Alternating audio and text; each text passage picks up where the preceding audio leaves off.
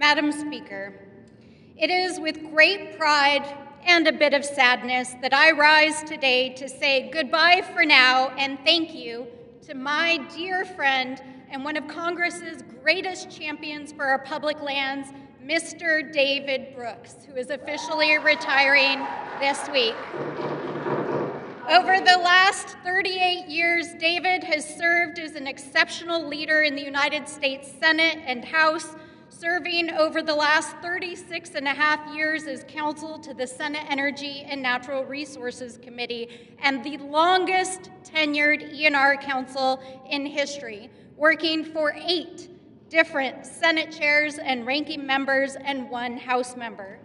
During this time, David has worked on bills protecting nearly 25 million acres of public lands, 25 million acres of wilderness, national parks, monuments, conservation areas, wild and scenic rivers, heritage areas, national recreation areas, and trails.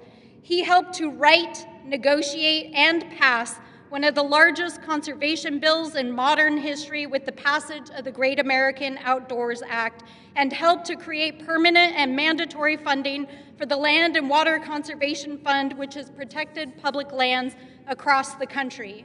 During his service, he helped craft 10 of the largest and most significant public land and water packages in decades, including help to pass hundreds of individual bills creating nearly 50 new national park units and 17 million acres of new national wilderness. As counsel to 2 New Mexico senators, he also helped to protect the Via Caldera, Organ Mountains, and Columbine-Hondo Wilderness, and many other efforts to protect the lands and waters of our state. As you can see, the impact of David's work speaks for itself. And to any American who has stood in wonderment and awe of our nation's public lands and most special places, behind the ever-contested effort to protect these lands, year in and year out, has stood the humble and steadfast work of David Brooks. For those of us who know David as I do, as a mentor and a friend and a teacher, you know more than anything he would hate this speech. In fact, I am amazed that he is even here today in this chamber to be recognized for his service, because the David we know and love has spent his entire career at his desk, writing and negotiating bills, meeting constituents, working with members, mentoring staff, and yes, spinning the occasional tale or two.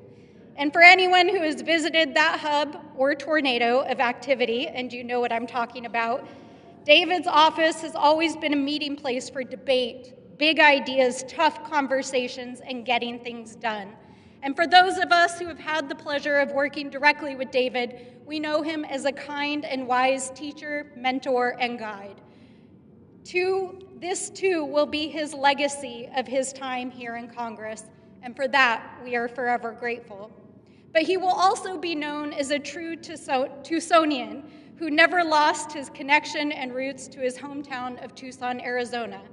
A hometown hero in his own right, David began his political career in high school volunteering for another Tucson icon, the great Congressman Raul Grijalva, cutting his teeth as a high school volunteer for one of Grijalva's school board campaigns, in which Congressman Grijalva became the city's first Chicano school board member in history. After graduating from the University of Arizona, David came to Washington in 1987 to work for the great Congressman Morris K. Udall, where he worked in the House Committee on Interior and Insular Affairs, now known as the House Natural Resources Committee.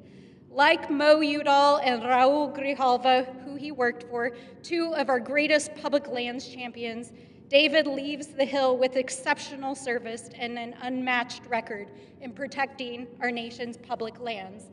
And if it's not already clear, Tucson has a lot to be proud of, which is why we are so grateful that some of Grijalva's former staff from the House Natural Resources and Senate Energy Committee, and conservation organizations working across the country have joined us here today.